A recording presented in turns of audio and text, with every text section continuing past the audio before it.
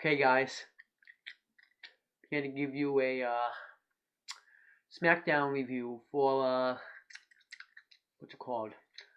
February, I think it was 7th. Let me check. Let me just check. Hold on. But yeah, if you're wondering where I've been while I'm checking, I've been busy hanging out with my aunt and helping clean out at my great grandparents' house. So don't judge. So yeah, this SmackDown happened on February 7th, 2014. We get JBL and Michael Cole on commentary. Great commentators. The SmackDown was better than that Raw. I'm not even going to talk about that Raw. It was just crap. Daniel Bryan comes out and he talks about how Kane has stabbed him in the back. He used to think that Kane was a monster and he was his friend. And they did the hug it out segments, but now he's just a sellout. And Kane says that they never were friends and that he gave up to being in the bowels of an arena to be in an expensive office. And he said that an old friend told him that you can either make friends or you can make money. I don't know who said that, but I remember Kevin Nash said that to TNA before. But yeah, Daniel Bryan wants to fight Kane, but instead he puts him in a match with Antonio Cesaro, and I'll talk about that match later on. Then we get Dean Ambrose and Roman Reigns versus Kofi Kingston and Dolph Ziggler with Seth Rollins on commentary.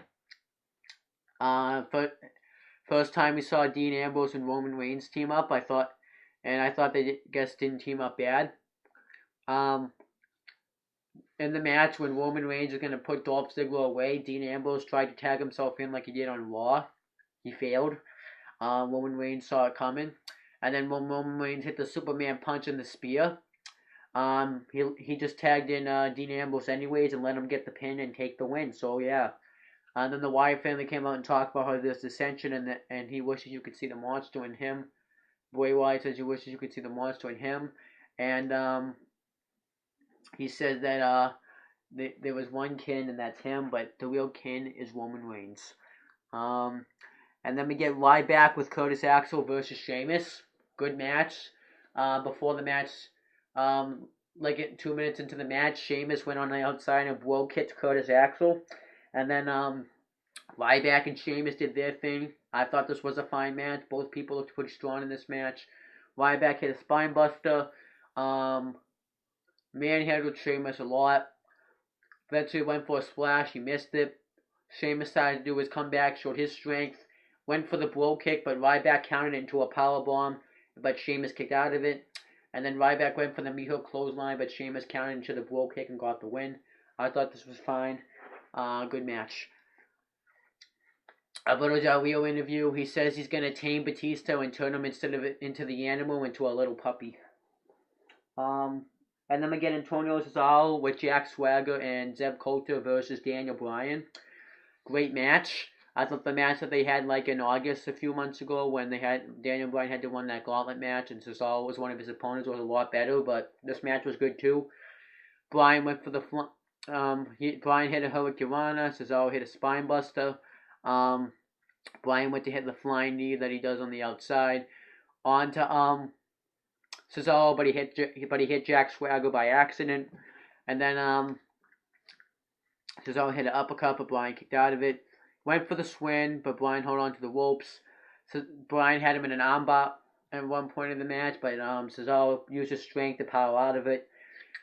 Eventually, Bryan hits a face buster, you know, that little Hurricanrana, and then he drops him on his face like Sin Cara does, and then got him in the S-lock, and Cesaro tapped out. Then Kane comes out. Cesaro ambushes him from a line, drops him with the neutralizer, and then Kane chokeslams him afterwards. Thought this was fine. Good match. Then Randy Orton got interviewed. He says that he's beaten Daniel Bryan so many times that the one time he beats him, it's a fluke. And then he says that he's gonna get through Christian tonight, then because we're gonna get John Cena versus Randy Orton on Raw, and then afterwards I'm gonna get through Sheamus and Antonio Cesaro, and then walk out of the Elimination Chamber still the World Heavyweight Champion. We get AJ Lee with Tamina Snuka versus Nikki Bella with Brie Bella. During this, it shows an Alexander Rusev promo. I don't know why they still are hyping this guy up, even though we saw him wrestle at the Royal Rumble, but whatever. Um, AJ, Nikki went to throw AJ into Tamina Snuka, well, because Brie and Bella and Tamina Snuka were fighting on the apron, but she accidentally hit Brie. That distracted it. That distracted Nikki long enough for AJ Lee to put her in the Black Widow, and it didn't really look like she had it locked on. But I don't even remember what the move is supposed to look like because I haven't seen her do that move in a while because she's been losing a lot. So, but AJ Lee, but Nikki Bella tapped out and for the win. I thought this was fine. Hopefully AJ Lee can continue winning and not losing. Next match or segment, whatever.